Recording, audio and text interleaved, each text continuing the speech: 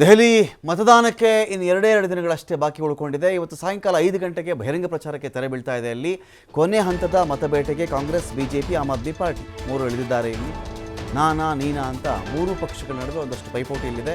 ಇವತ್ತು ದೆಹಲಿಯಾದ್ಯಂತ 22 ರೋಡ್ ಶೋಗಳಿರ್ತವೆ. ಇವತ್ತಾದ ಮೇಲೆ ಸಾಯಂಕಾಲ 5 ಗಂಟೆ ಆದಮೇಲೆ ಬಹಿರಂಗವಾಗಿ ಪ್ರಚಾರ ಮಾಡೋಂಗಿಲ್ಲ. ಬೇಕಾದರೆ ಮನೆಗೆ ಹೋಗಿ ಪ್ರಚಾರವನ್ನು ಮಾಡ್ಕೊಂಡು ಬರಬಹುದು. 22 ರೋಡ್ ಶೋ ದೆಹಲಿನೇ ಇವತ್ತು ರೋಡ್ ಶೋಗಳಿಂದ ತುಂಬಿ ತುಳುಕ್ತಾ ಇರುತ್ತೆ. ಇವತ್ತು ರ್ಯಾಲಿಗಳಿದೆ. ಇಲ್ಲಿ ದೆಹಲಿಯ ಯುವ ಜನತೆಗೆ BJP ನಾಯಕರು ಗಾಳ ಹಾಕಿದ್ದಾರೆ. ಇಲ್ಲಿ 25 ವರ್ಷಗಳ ಬಳಿಕ ಮರಳಿ ಅಧಿಕಾರಕ್ಕೆ ಇರಬೇಕು ಅಂತೇಳಿ BJP ಕಸರತ್ತನ್ನು ಮಾಡ್ತಾ ಇದೆ. ದೆಹಲಿ ವಿದ್ಯಾರ್ಥಿಗಳೊಂದಿಗೆ ಪ್ರಧಾನಿ ಮೋದಿ ಸಂವಾದವನ್ನು ಮಾಡಿದ್ದಾರೆ.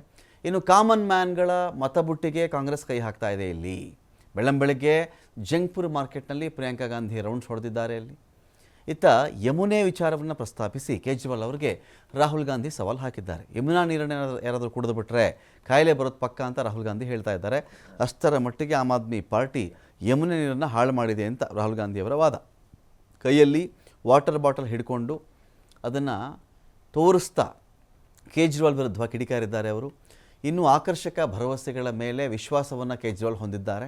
ಉಚಿತ ಕೊಡುಗೆಗಳನ್ನೇ ನಂಬಿಕೊಂಡು ಪ್ರಚಾರ ಮಾಡ್ತಾ ಇದ್ದಾರೆ ಆಮ್ ಆದ್ಮಿ ಪಾರ್ಟಿಯವರು.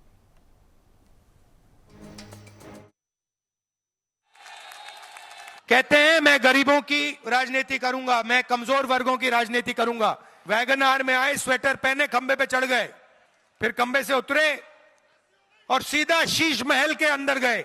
ये देखिए, ये आपका पीने का पानी है, ये आपका पीने का पानी है। इसको देखिए, इसमें बदबू आ रही है।